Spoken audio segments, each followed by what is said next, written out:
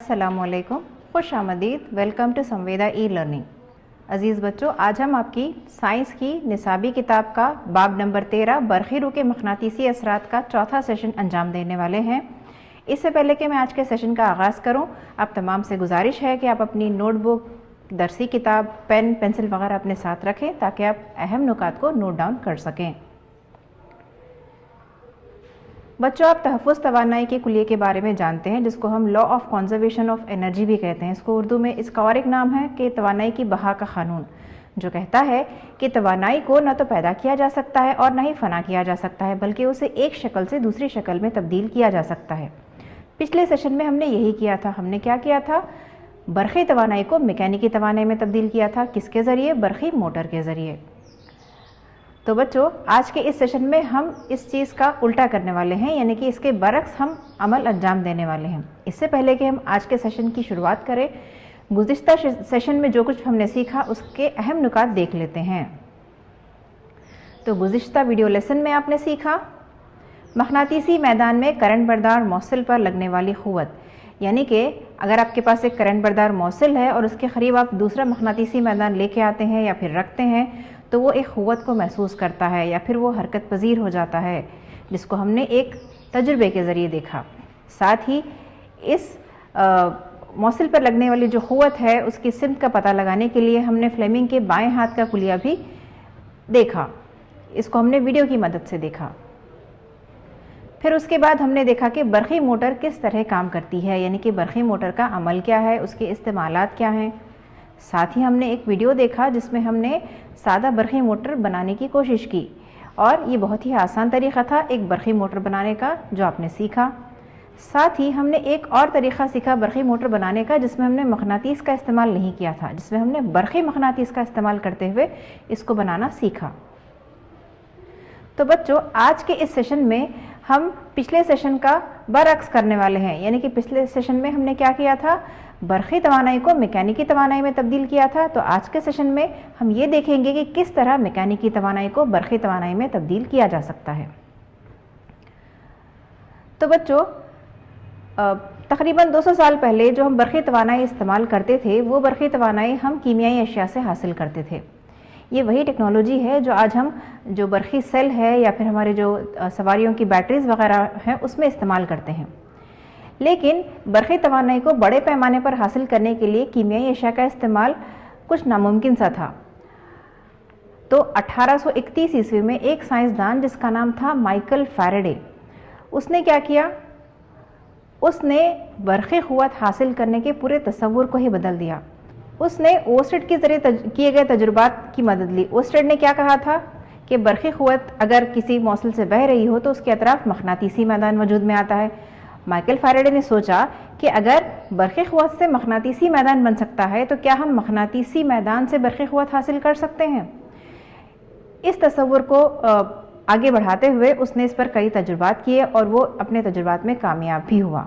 तो बच्चों, आज के इस सेशन में हम ये देखने वाले हैं कि किस तरह मैकेनिकी तवानाई बरक़ी तवानाई में तब्दील होती है, यानी कि फैराडे के तजुर्बात आज हम हमारे सेशन में अंजाम देने वाले हैं। तो बच्चों, इससे पहले कि हम लेसन में आगे बढ़े, हम ये देखेंगे कि आज के वीडियो लेसन में आप लोग क्या सीखने वाले हैं। सबसे पहले आप लोग सीखेंगे बरक़ी मक़नातीसी इमालियत। इस पर आप बहुत सारे तजुर्बात करने वाले हैं।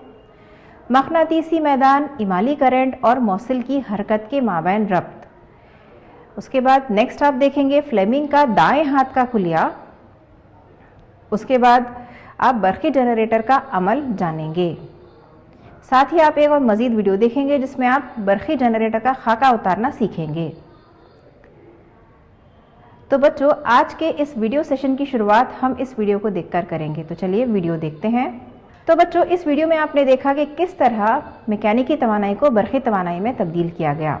यहाँ पर आपने देखा कि गैल्वेनोमीटर की जो सुई है उसमें जो इन्फराज वाक़ हो रहा है वो कभी एक सिमत में था तो कभी दूसरी तरफ था, यानी कि इन्फराज जो है वो मुस्तकिल नहीं था, यानी कि उसमें इन्फराज जो है वो तब्दील हो रहा था, यानी कि उसकी सिमत तब्दील हो रही थी। तो इस तरह का करंट एसी करंट कहलाता है, क्योंकि एसी करंट क्या करता है? वक्त के साथ अपनी सिमत को बदलता है, यानी कि हर निस्फ गर्दिश के दौरान ये अपनी सिमत को तब्दील करता है। तो इस किस्म के करंट को हम एसी करंट या फिर मुतबादिल करंट कहते हैं। लेकिन जो हमारी जो रिमोट की बैटरीज वगैरह होती हैं उसमें जो करंट होता है वो डीसी करंट होता है, यानी कि रास्त करंट होता है। ये वक्त के साथ अपनी सिमत को नहीं बदलता। तो बच्चों, सबसे पहला जो पॉइंट हमें पढ़ना है वो है बरक़ी मक़नातीसी इमालियत। अब हम इससे मुताल्लिक़ एक वीडियो देखेंगे और ये जानने की कोशिश करेंगे कि किस तरह मैकेनिकी तवानाई बरक़ी तवानाई में तब्दील होती है। तो चलिए वीडियो देखते हैं। हम यहाँ पर एक गैल्वेनोमीटर को देख रहे हैं। गैल्वेनोमीटर ऐसा आला है जो सर्किट में करंट की मौजूदगी को जाहिर करता है, चाहे वो थोड़ी ही मकदार की क्यों ना हो। ये गैल्वेनोमीटर यहाँ कॉइल से जोड़ा गया है, जो ब्लैक रंग की कॉइल आपको नज़र आ रही है उस कॉइल से। जब हम एक छड़ मक़नातीस को इसके अंदर और बाहर हरकत देते हैं तो गैल्वेनोमीटर की सुई में इन्फराज वाक़े होता है, जिसका मतलब ये है कि इसमें ख़लील मकदार में करंट की इमालियत हुई है, यानी कि सर्किट में करंट मायल हुआ है। तो बच्चों, इस वीडियो में आपने देखा कि किस तरह मैकेनिकी तवानाई बरक़ी तवानाई में तब्दील होती है, किस तरह हमने मक़नातीस को हरकत देकर बरक़ी तवानाई हासिल की। हमने ये कैसे जाना कि बरक़ी तवानाई हासिल हुई है? गैल्वेनोमीटर की मदद से। आपने ये भी देखा कि गैल्वेनोमीटर की जो सुई है उसमें इन्फराज दोनों सिमतों में था, यानी कि करंट अपनी सिमत इसमें तब्दील कर रहा था। तो इस किस्म के करंट को हम मुतबादिल करंट या फिर ऑल्टरनेटिंग करंट कहते हैं। लेकिन जो हमारी बैटरीज में जो करंट इस्तेमाल होता है उसको हम रास्त करंट कहते हैं या फिर डायरेक्ट करंट कहते हैं। तो बच्चों, आज के इस सेशन में हम फैराडे के ज़रिए किए गए तजुर्बात को सिमुलेशन की मदद से देखेंगे। तो चलिए इस वीडियो को देखते हैं। यहाँ एक मक़नातीस है और एक कॉइल है। हम इसका मवाजना उस आले से कर सकते हैं जो हमने पिछले वीडियो में देखा था। अब मैं इस मक़नातीस को इस कॉइल में अंदर और बाहर हरकत देने वाली हूँ। ये कॉइल एक बल्ब से जुड़ी हुई है। पिछले वीडियो में कॉइल गैल्वेनोमीटर से जुड़ी हुई थी। हम करंट की मौजूदगी को मालूम करने के लिए गैल्वेनोमीटर या फिर बल्ब दोनों में से किसी का भी इस्तेमाल कर सकते हैं। मैं इस मक़नातीस को कॉइल की तरफ हरकत दूंगी, देखिए क्या होता है। जी, आपने अभी देखा कि बल्ब कुछ देर के लिए रोशन हुआ। इसको आप वापस लाते हैं, इस दफ़ा भी बल्ब रोशन हुआ। जब मक़नातीस कॉइल के अंदर दाखिल होता है या बाहर निकलता है तो कॉइल में करंट बहता है। अब मैं मक़नातीस को कॉइल के करीब साकिन रखूँगी। देखिए यहाँ पर करंट नहीं बना, यानी कि करंट इसमें मायल नहीं हुआ। अब मैं मक़नातीस को कॉइल के अंदर साकिन रखूँगी, इस बार भी करंट नहीं बना। इससे हम यह नतीजा अख्ज़ कर सकते हैं कि अगर मक़नातीस हरकत करता है तो ही कॉइल में करंट की इमालियत होती है। अब हम इसमें कुछ तब्दीली करेंगे। अब हम कॉइल को मक़नातीस की तरफ हरकत देंगे। जी, आप देख सकते हैं कि कॉइल को मक़नातीस की तरफ ले जाते हैं तो इसमें करंट मायल होता है, यानी कि या तो मक़नातीस या कॉइल दोनों में से कोई एक ज़रूर हरकत पजीर हो तो ही करंट बनता है। हम ये कह सकते हैं कि जब मक़नातीस और कॉइल के दरमियान इजाफ़ी हरकत हो तो कॉइल में करंट की इमालियत होती है। फैराडे ने यही तजुर्बा किया और ये बतलाया कि जब कॉइल से मुंसलिक मक़नातीसी मैदान में तब्दीली वाक़ होती है तो कॉइल में करंट मायल होता है। यहाँ पर आप देख सकते हैं कि कॉइल और मक़नातीस दोनों साकिन हैं। यहाँ पर मक़नातीसी मैदान में तब्दीली वाक़ नहीं हो रही है। गौर कीजिए यहाँ पर। तो इस वजह से कॉइल में करंट नहीं बन रहा, यानी कि करंट की इमालियत नहीं हो रही है।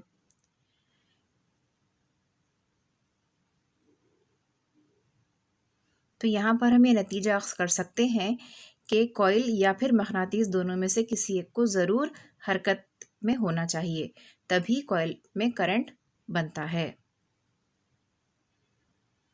और साथ ही कॉइल से जुड़ा हुआ जो मक़नातीसी मैदान है वो तब्दील होना चाहिए, यानी कि उसमें तब्दीली वाक़ होनी चाहिए, तभी ये बल्ब रोशन होगा, यानी कि इस कॉइल में करंट बहेगा। तो किसे कहते हैं बरक़ी मक़नातीसी इमालियत? वो अमल जिसके ज़रिए किसी मौसल में मुतग़य्यर मक़नातीसी मैदान की वजह से करंट की इमालियत होती है, उसे बरक़ी मक़नातीसी इमालियत या इलेक्ट्रोमैग्नेटिक इंडक्शन कहते हैं।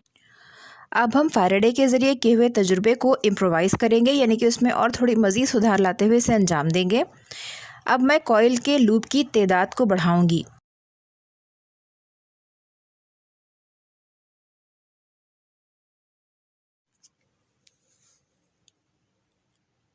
बल्ब की तरफ देखिए। हम देख सकते हैं कि एक कॉइल के बजाय 3 कॉइल इस्तेमाल करने से करंट ज़्यादा बह रहा है। इसको समझाने के लिए मैं कॉइल के चक्करों को दोबारा कम करने वाली हूँ।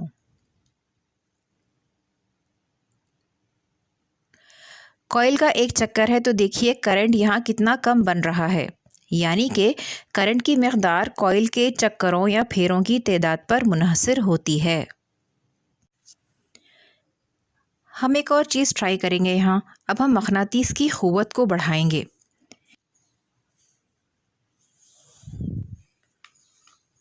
मैं यहाँ चक्करों की तादाद को सिर्फ 2 ही रखूँगी, लेकिन यहाँ पर मकनातीस की क़ुव्वत को मैंने बढ़ा दिया है। तो देखिए यहाँ पर क्या होता है।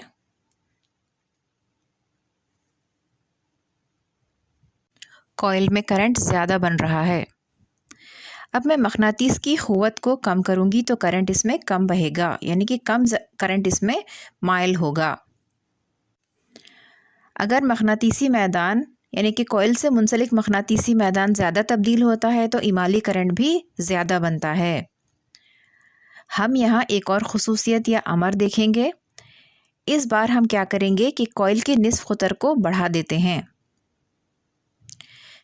चक्करों की तादाद हमने 2 ही रखी हुई है, मकनातीसी मैदान को तब्दील करने वाले हैं हम यहाँ पर।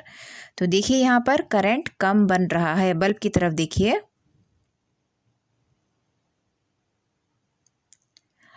उसी तरह अगर हम निस्फ़ क़ुतर को कम करते हैं तो देखिए करंट यहाँ पर ज़्यादा बन रहा है।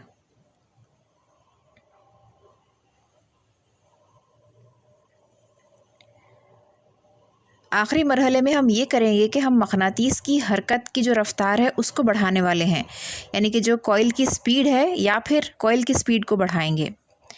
इसके लिए चक्करों की तादाद हमने 3 ही रखी हुई है। अगर हम आहिस्ता से मकनातीस को हरकत देंगे तो करंट इसमें कम बनता है। मकनातीस को तेज़ी से हरकत दें तो करंट इसमें ज़्यादा बनता है।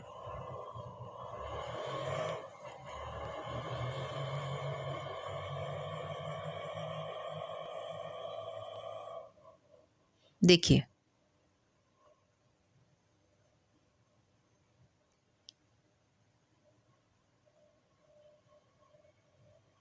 अब मकनातीस को साकिन रखते हुए कॉइल को हरकत देंगे। हम देख सकते हैं कि जब तेज़ी से कॉइल को हरकत देंगे तो करंट की इमालियत उसमें ज़्यादा होगी। यहाँ हमने देखा कि अगर मकनातीसी मैदान तेज़ी से बदलता है या फिर तेज़ी से तग़य्युर पज़ीर होता है तो करंट की इमालियत भी ज़्यादा होती है।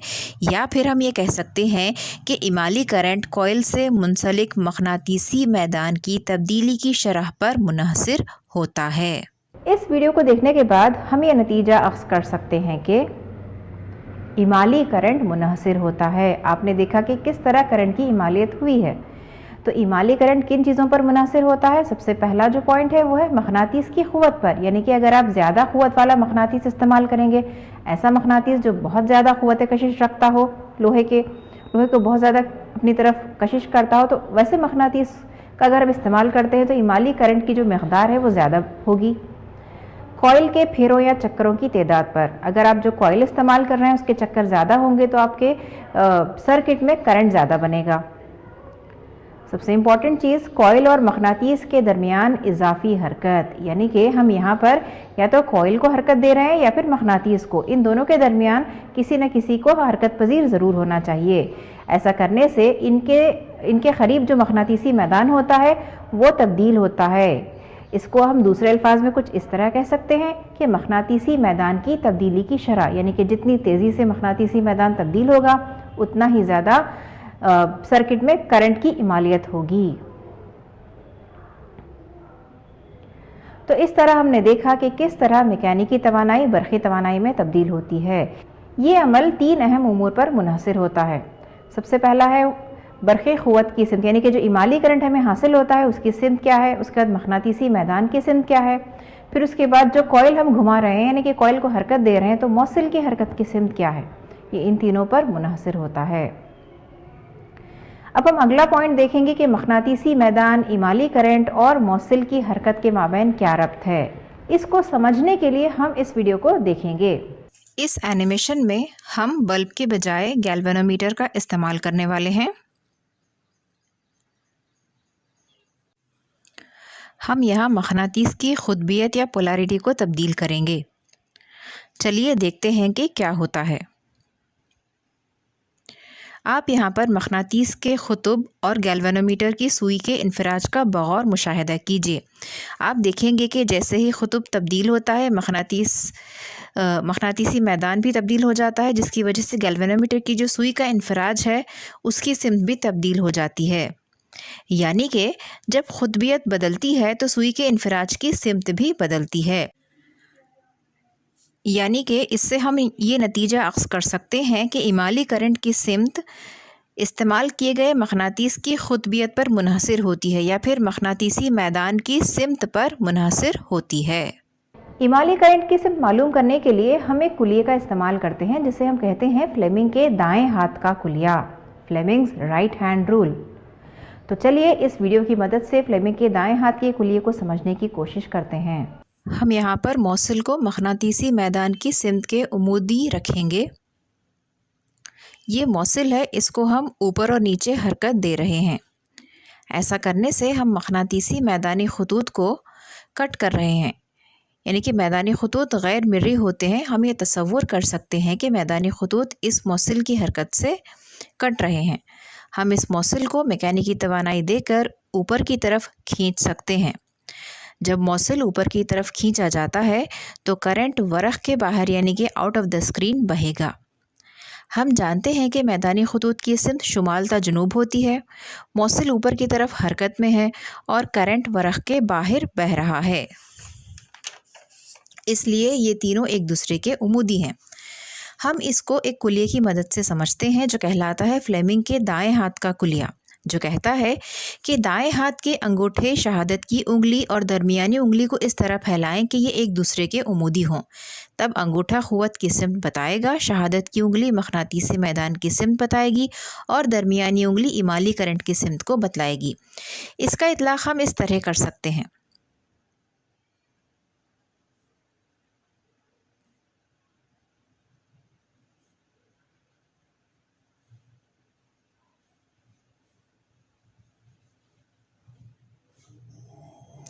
क्या होगा अगर हम मौसिल को नीचे की तरफ ढकेलेंगे?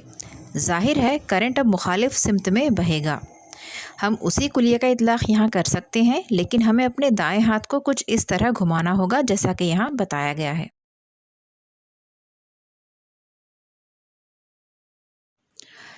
चूँकि मौसिल यहाँ पर नीचे की तरफ है, इसलिए अंगूठा नीचे की तरफ होगा। मकनातीसी मैदान की सिमत वही रहेगी यानी कि शुमालता जुनूब, और करंट की सिमत अब वरक़ के अंदर यानी कि इन टू द स्क्रीन होगी। अब हम फ्लेमिंग के दाएं हाथ के कुलिये को तहरीरी सूरत में लिख लेते हैं ताकि आपको ये याद रहे। तो उसका बयान कुछ इस तरह है, दाएं हाथ के अंगूठे शहादत की उंगली और दरमियान की उंगली को इस तरह फैलाइए कि ये एक दूसरे के उमूदी हों। शहादत की उंगली मकनातीसी मैदान की सिमत, अंगूठा मौसिल की हरकत की सिमत और दरमियानी उंगली इमाली करंट की सिमत को दिखाएगी। तो बच्चों आप इसे नोट डाउन कर लीजिए। करंट की जो इमालियत है, पिछले जितने भी हमने वीडियोस देखे हैं उसमें हमने एक मकनातीस इस्तेमाल किया था, फिर दूसरी कॉइल इस्तेमाल की थी। लेकिन बच्चों क्या अगर हम दो मुख्तलिफ कॉइल इस्तेमाल करें तो क्या करंट की इमालियत मुमकिन है? तो चलिए इस वीडियो में देखते हैं। यहाँ एक कॉइल है जो बैटरी से जुड़ी हुई है। बैटरी का वोल्टेज 0 वोल्ट्स है। अब मैं वोल्टेज को बढ़ाऊंगी तो देखिए कॉइल से करंट बहता है। यहाँ पर आप चार्जों की हरकत भी देख सकते हैं। जब करंट बहता है तो कॉइल के अतराफ मकनातीसी मैदान वजूद में आता है। हमने इसको अपने पिछले सेशंस में देखा हुआ है। ये कॉइल एक छड़ मकनातीस की तरह अमल करता है। अगर मैं करंट की सिमत को तब्दील करूंगी तो आप देखेंगे कि मैदानी खतूत भी अपनी सिमत तब्दील करेंगे। यहाँ आप सुर्ख निशानों की तरफ देखिए। करंट की सिमत बदलती है तो इन सुर्ख निशानों की सिमत भी बदलेगी। वोल्टेज को मैंने +10 वोल्ट से -10 वोल्ट कर दिया है। इस तरह करने पर देखिए किस तरह इन सुर्ख निशानों की सिमत भी बदलेगी। ये सिर्फ बरक़ी मकनातीस में मुमकिन है। छड़ मकनातीस में हम सिमत तब्दील नहीं कर सकते। अब मैं वोल्टेज को 0 वोल्ट्स कर दूंगी और इस कॉइल के करीब एक दूसरी कॉइल को लाऊंगी। दूसरी कॉइल से बल्ब जुड़ा हुआ है। बल्ब के बजाय हम गैल्वेनोमीटर का भी इस्तेमाल कर सकते हैं। हम अब वोल्टेज को बढ़ाएंगे। जब पहली कॉइल का वोल्टेज बढ़ता है तो उसके अतराफ मकनातीसी मैदान वजूद में आता है। ये मकनातीसी मैदान साकिन है। इसको मुतग़य्यर बनाने के लिए हम बैटरी के वोल्टेज को बढ़ाएंगे और घटाएंगे। ऐसा करने से दूसरी कॉइल में करंट की इमालियत होगी। यहाँ पर आप गैल्वेनोमीटर में हल्का सा इन्फिराज देख सकते हैं जब हम वोल्टेज को बढ़ाते हैं और घटाते हैं। आप जानते हैं कि करंट की इमालियत किस तरह होती है, यानी कि मुतग़य्यर मकनातीसी मैदान की वजह से ही दूसरी कॉइल में करंट की इमालियत होगी। यहाँ पर आप गैल्वेनोमीटर की सुई की तरफ बगौर देखिए। यहाँ पर आप देख सकते हैं जैसे ही हम वोल्टेज को बढ़ाते हैं और घटाते हैं तो सुई में इन्फिराज वाक़ होता है। हल्का सा इन्फिराज ही सही, लेकिन इन्फिराज वाक़ होता है। ऐसा इसलिए होता है क्योंकि कॉइल से मुंसलिक मकनातीसी मैदान में तब्दीली वाक़ हुई है। अब हम पहली कॉइल और दूसरी कॉइल को मज़ीद क़रीब लेके आते हैं तो तब भी यही अमल वाक़ होता है। इन्फिराज में यहाँ पर ज़्यादती हुई है, देखिए इन्फिराज कुछ ज़्यादा हुआ है यहाँ पर। तो इस किस्म की इमालियत को हम कहते हैं म्यूचुअल इंडक्शन या फिर बाहमी इमालियत। तो बच्चों, पिछले सेशन में आपने मोटर के बारे में मुताला किया था, जिसमें आपने बरक़ी तवानाई को मैकेनिकी तवानाई में तब्दील किया था। आज के सेशन में हम इसका बरअक्स करने वाले हैं, यानी कि हम मैकेनिकी तवानाई को बरक़ी तवानाई में तब्दील करने वाले हैं। यानी कि आज हम जनरेटर का अमल देखने वाले हैं। यहाँ पर हमने वही सेटअप इस्तेमाल किया है जो हमने बरक़ी मोटर के लिए इस्तेमाल किया था, लेकिन इसका अमल कुछ मुख्तलिफ है। तो चलिए देखते हैं। यहाँ हमने मुस्ततीली लूप को लिया है जिसको मकनातीस के शुमाल और जनूबी क़ुतुब के दरमियान रखा गया है। यहाँ आर्मेचर के दो मुख्तलिफ हिस्से यानी कि गुलाबी वायर और नीला वायर, देखिए हम इस आर्मेचर को घुमाएंगे।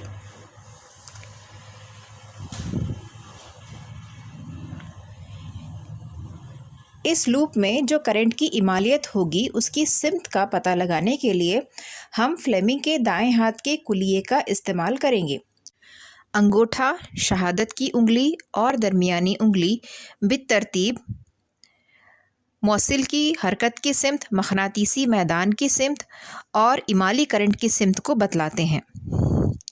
हम इस कुलिये का इतलाक़ आर्मेचर के मुख्तलिफ हिस्सों पर कर सकते हैं, यानी कि यहाँ पर जो पिंक वायर है और जो ब्लू वायर है उस पर हम इसका इतलाक़ करेंगे।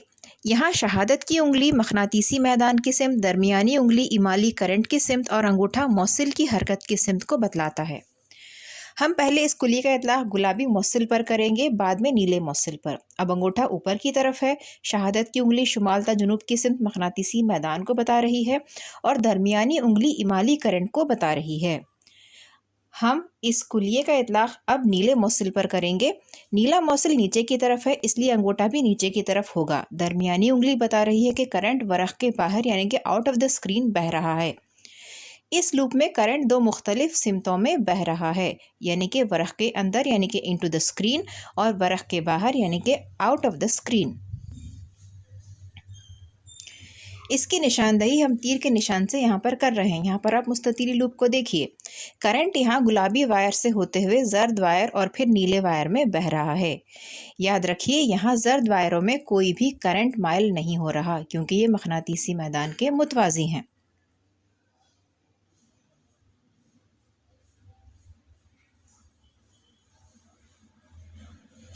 जब आर्मेचर मैदानी खतूत के उमूदी होता है तो करंट की इमालियत यहाँ बहुत ही कम होती है। दूसरी निस्फ गर्दिश में करंट नीले वायर से गुलाबी वायर में बहता है। जब तक कि आर्मेचर घड़ी की सुइयों की सिमत में हरकत में होता है, आप देख सकते हैं कि करंट की सिमत भी तब्दील हो रही है। हम इस लूप को बैरूनी सर्किट से जोड़ेंगे।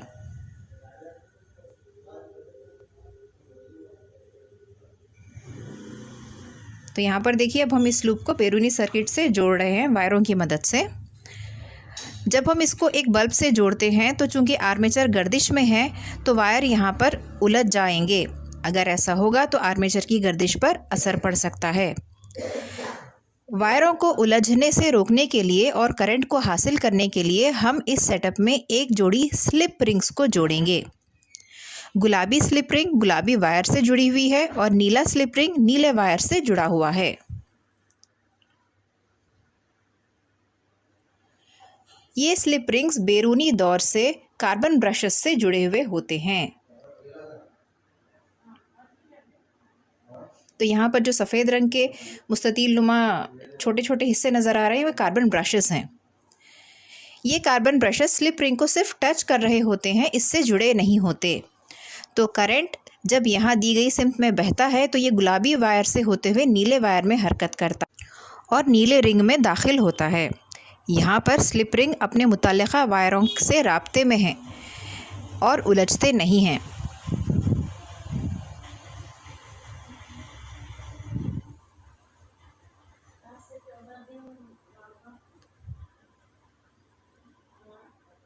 जब आर्मेचर गर्दिश करता है तो करंट की सिमत तब्दील होती है।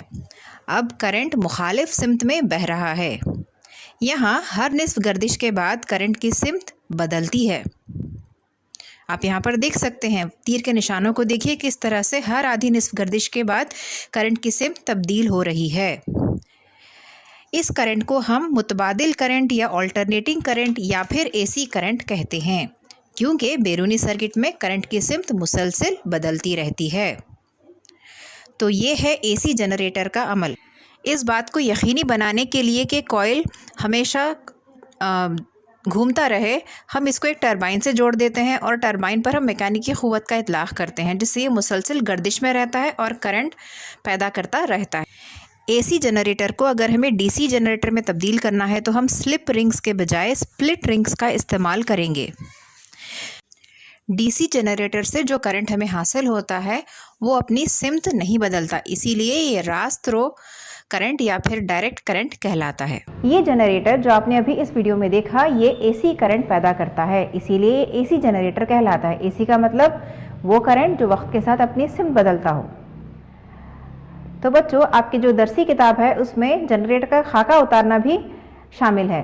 तो बच्चों, अब हम देखेंगे कि आप किस तरह आसानी से जनरेटर का खाका उतार सकते हैं। तो चलिए वीडियो देखते हैं।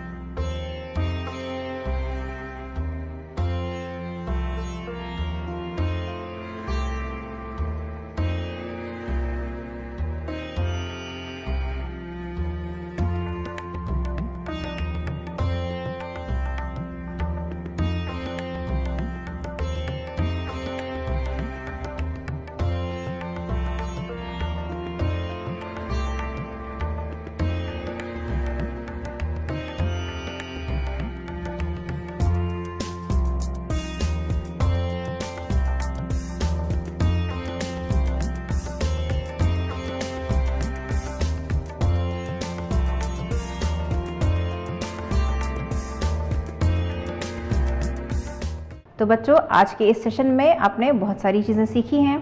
तो चलिए देखते हैं कि आपने क्या कुछ सीखा है। कुछ सवालात ले लेते हैं। तो यहाँ पर पहला सवाल आपकी स्क्रीन पर नज़र आ रहा है। तो देखिए, बरक़ी करंट पैदा करने वाले आले का नाम है। पहला ऑप्शन है जनरेटर, दूसरा ऑप्शन है गैल्वेनोमीटर, तीसरा ऑप्शन है एमीटर, चौथा ऑप्शन है मोटर। तो इसके लिए मैं आपको 5 सेकेंड दिए देती हूँ। 5, 4, 3, 2, 1। तो चलिए सही जवाब देखते हैं। तो सही जवाब आपको वैसे मालूम ही होगा, जनरेटर, यानी कि पहला ऑप्शन। बढ़ते हैं अपने अगले सवाल की तरफ। बरक़ी जनरेटर वो आला है जो तब्दील करता है।